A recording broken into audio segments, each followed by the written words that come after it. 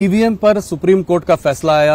Opposition EVM के बारे में बहुत सालों से बात कर रही है, हर बार नारा लगाती है कि बीजेपी सिर्फ ईवीएम की वजह से चुनाव जीतता है। अब आप लोग वन नेशन वन इलेक्शन की बात कर रहे हैं, ये लोग ईवीएम की बात कर रहे हैं। देखिए, आप क्या ये कर पाएंगे वन नेशन वन इलेक्शन? मैं पहले एक बात स्पष्ट कर दूं जी।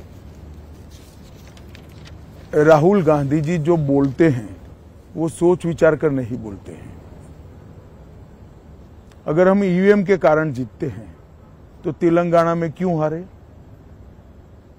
तमिलनाडु में क्यों हारे, केरल में सालों से क्यों हार रहे हैं, हिमाचल में क्यों हारे, बंगाल में क्यों हारे?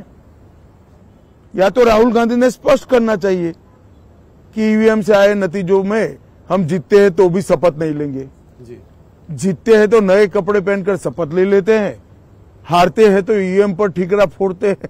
किस प्रकार की राजनीति है भैया? जब आप जीतते हो तब ईवीएम सही है, जब हारते हो तो ईवीएम नकारा है। क्या देश की जनता ये सब नहीं समझती? क्या देश की जनता इसको समझती है? मगर मुझे तो आश्चर्य हो रहा है, इतनी बड़ी पार्टी अपने नेता के एडवाइजर क्यों नहीं बदलती है? मैं दूर से देखता हूं, मुझे आश्चर्य होता है। खैर छोड़िए, वो उनकी पार्टी का सवाल है। वन नेशन वन इलेक्शन हमारा संकल्प पत्र का मुद्दा है और हम उसको जमीन पर उतारने का पूरा प्रयास करेंगे। तो अगला चुनाव 2029 वन नेशन वन इलेक्शन होगा। देखिए, तो संसद को निर्णय करना है, परंतु भारतीय जनता पार्टी जरूर प्रयास करेगी और उसको जमीन पर उतारेगी। अमित जी, थोड़ा हटते हैं, कुछ अंतर्राष्ट्रीय मुद्दों पर भी बात करते हैं। वॉशिंगटन पोस्ट पर एक आर्टिकल आया है, उसमें जो है उन्होंने कहा है कि रॉ, जो हमारी इंटेलिजेंस एजेंसी है, रॉ प्लॉट कर रही थी कुछ टेररिस्ट को यूएस में मारने का वहां पे, और उन्होंने कहा ये जो है ये डार्क साइड ऑफ मोदी सरकार है।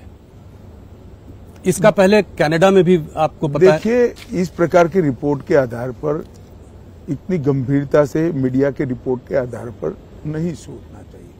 अगर कोई कॉन्क्रीट आरोप है तो एजेंसियां उसका जवाब देगी। अगर कोई सरकार डिप्लोमेटिक मेथड से हमारे साथ चर्चा करती है तो हम इसका जवाब देंगे। कनाडा में निज्जर के मर्डर पे भी ये बात हुई थी कि जो है ऐसे आरोप मीडिया में लगने से मैं नहीं मानता कोई गंभीर सवाल खड़े होते। इसी से जुड़ा हुआ एक और रिपोर्ट आई थी, वो गार्डियन पब्लिकेशन में थी, उसमें था कि पाकिस्तान में 20 टेररिस्ट को जो है इंडिया ने, फिर रॉ की बात थी, कुछ लोगों को इस्तेमाल करके वहां पे उनको मारा, टेररिस्ट को वहां पे मारा पाकिस्तान सॉइल में। इसको आप क्या कहेंगे? देखिए, किसने मारा ये तो ढूंढने का सवाल है, परंतु मैं इतना निश्चित रूप से मानता हूं कि ये तो एक्सपोज हो ही गया कि पाकिस्तान की सॉइल पर भारत में आतंक फैलाने वाले लोग थे। प्रधानमंत्री जी भी कह रहे हैं, आपके काफी वरिष्ठ नेता भी कह रहे हैं कि अब ये भारत वो भारत नहीं रहा जो कि खड़ा होकर साइड से तमाशा देखेगा, ये भारत वो है जो घर में घुस कर मारता है। इस पर आपका क्या विचार है? निश्चित रूप से सर्जिकल स्ट्राइक और एयर स्ट्राइक करने के बाद पूरी दुनिया समझ गई है कि भारत की सीमा और भारत की सेना इसके साथ छेड़खानी नहीं करते, वरना जवाब मिलता है। अमित जी, कश्मीर पर एक सवाल, क्या कश्मीर पे बीजेपी कश्मीर में चुनाव लड़ेगी?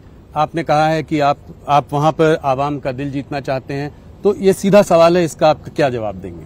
अभी पार्टी ने तय नहीं किया है, पार्टी तय करेगी, परंतु हम जम्मू में परंपरागत रूप से लड़ते ही रहे। ऑपोजिशन की नींद उड़ाने में के लिए आप जाने जाते हैं, आप सो पाते हैं कि नहीं? मैं कभी नेगेटिव सोच के साथ काम नहीं करता, मैं मेरी पार्टी को जिताने के लिए काम करता हूं। हाँ, इससे किसी की नींद उड़ती है तो वो उनका प्रॉब्लम है। मेरी पार्टी को जिताना, मेरी पार्टी के लिए काम करना, ये मेरा दायित्व है और मैं उसको बहुत अच्छे तरीके से करता हूं। अमित जी, आप हमारे संग जुड़े, आपने हमारे सवालों का जवाब दिया, साबरमती तट तक आप आए और यहाँ पे आपने हमसे बातचीत की, उसके लिए आपका बहुत बहुत धन्यवाद। धन्यवाद राहुल जी।